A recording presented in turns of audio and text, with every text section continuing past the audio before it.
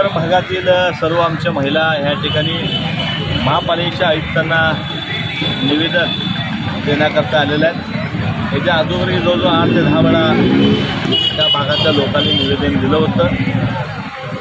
त्या भागामध्ये एकतर वेळेवर पाणी नाही, प्रेशरने पाणी नाही, पाणी मिळतं पण ते गटारीचं पाणी मिळतं आहे। तास 2 तास पहिल्यांदा गटारीचं पाणी वाहतं आहे। आरोग्याला तिथल्या लोकांच्या धोका झालेला आहे आणि वाईटबाई इजापुरे यांच्या नेतृत्वाखाली अनेक लोक आमच्या ह्या ठिकाणी छपवले असतील, सगळंच आमच्या माता भगिनी हे सर्व त्या भागातले लोक त्रस्त झालेले आहेत। एकतर पाण्याचं टायमिंग खरं नाही, भर पावसाळ्याचं 4 दिवसाड पाणी आहे।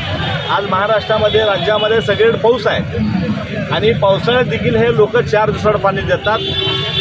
बिल मात्र 365 दिवसाचं घेतात।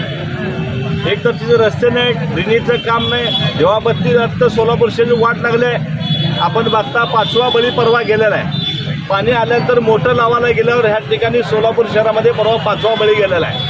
महानगरपालिकेच्या प्रशासनावर आता कुणाचा अंकुश आलेला नाही। त्यामुळे वारंवार ह्या लोकांची मागणी आहे की बाबा आम्हाला पाणी द्या, चांगलं पाणी द्या, प्रेशरनं पाणी द्या, स्वच्छ पाणी द्या, ही यांची खऱ्या अर्थानं मागणी आहे। आणि महानगरपालिकेच्या हातनं आयुक्त साहेबांनी तर आता लक्ष घातलं पाहिजे।